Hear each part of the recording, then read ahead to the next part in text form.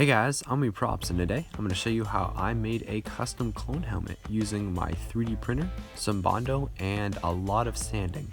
I have the models for this linked down in the description.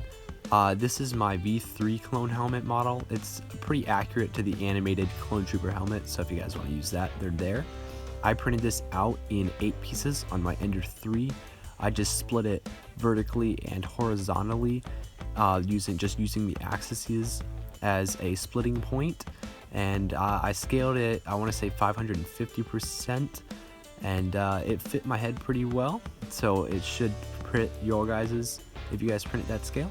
I then went through and filled all the seams just with some super glue and then sanded those down, and then I went through and applied on a layer of Bondo, just using the Bondo filler putty tube and squeezing that all over the helmet, and then using some thin pieces of cardboard just to smooth out those Bondo gap parts and to fill in all of the print lines. Your first pass doesn't have to be perfect. I just like to try to get a lot of Bondo in some of the crevices and spaces just so that I don't have to fill it up as much next time. I like to kind of go put on a lot of Bondo at first and then gradually put on less. Just a quick heads up, Bondo is a toxic chemical, so it does release fumes that you should not breathe in for a long period of time, or any period of time for that matter. So definitely wear a mask and do this in a well-ventilated area. If you're not in a well-ventilated area, wear some eye protection or something, because it definitely makes your eyes water a lot. I know, I'm doing it in a closed garage and it does not feel very good on my face. I then went through and sanded it down. What you see right now is the accumulation of 3 sanding passes, a layer of black spray paint, and then a little bit more just spot filling, and then a wet sand. So in total, that's about a week of sanding. Well, not really a week, because I laid off this project for about a week, so maybe 2 weeks of work. But yeah, if you want a really nice finish, I would definitely suggest just taking the time to go through and sand it really smooth. Though if you're going for just a really fast helmet, you could probably knock one out in a day or 2. I have seen that done before, and it just takes a little bit more planning and carefully sanding it as opposed to what I do. You do want to wear a dust mask or any type of mask while sanding Bondo, or sanding anything for that matter, just because the particulates are pretty small and they probably don't do very well in your lungs. So definitely wear a mask. I then went through and put on a layer of white primer. This is just going to be the white base coat that I used for everything. And then while that was wet, I went through and got a little ball of masking tape and went through and hit all of the edges and just empty areas of the helmet just to give it a little bit of a texture. I've seen a lot of people doing this for like the Clone Wars look helmets, just because it gives it that nice texture that all of the helmets have. If you want to go a little bit more for a brushstroke look, then just brush it across instead of dabbing it. But I really liked the look that this did. I ended up doing this 3 times, just layering on a thin layer of primer and then going over it with this just to build up that nice texture.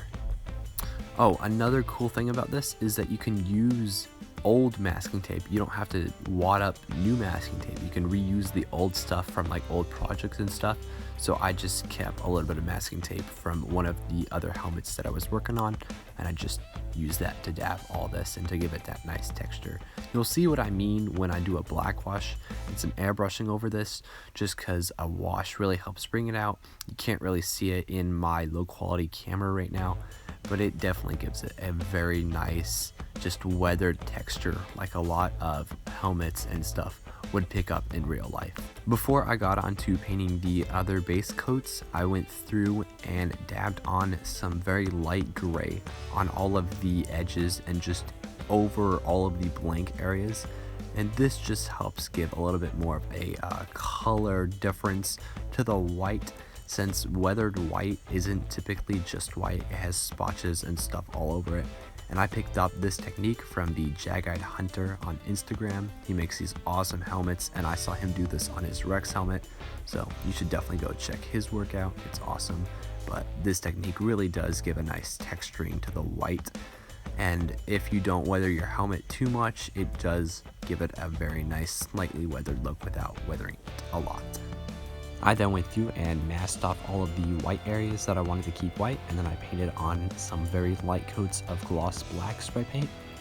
It's not going to end up being gloss, but that's all I could find. Plus it's a super cheap economy black spray paint, so that's why it's gloss. I masked off some more lines on the helmet for some blue pinstriping that I wanted, and then I just sprayed some blue paint into the spray paint can lid, and then got a little sponge and dabbed that in the paint, and then dabbed it over the pinstriped areas just to give it a little bit of a weathered blue pinstriping on some of the edges of the helmet where I just wanted some decorative blue stripes.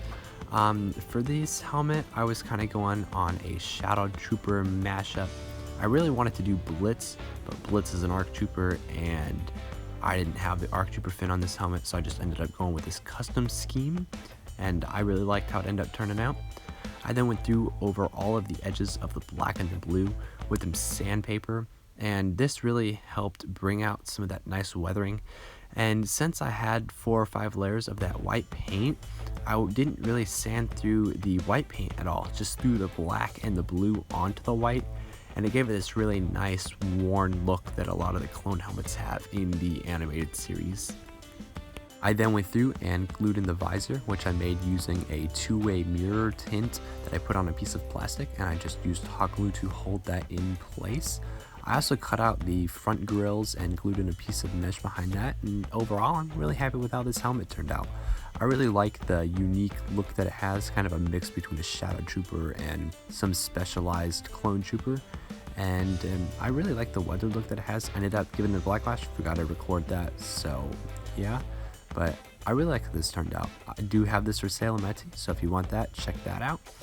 Also, please check out my Patreon.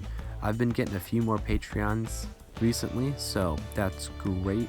And they've been supporting me for a little while now, just buying all of my paint. So if you guys want to support me through that, be sure to.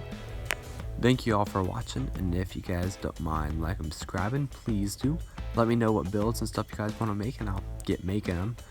This clone helmet build, not this specific paint scheme, but the helmet itself was recommended by a lot of people to make, and so I ended up modeling it and making it. So definitely let me know what you guys want me to make, and I'll see you guys next vid.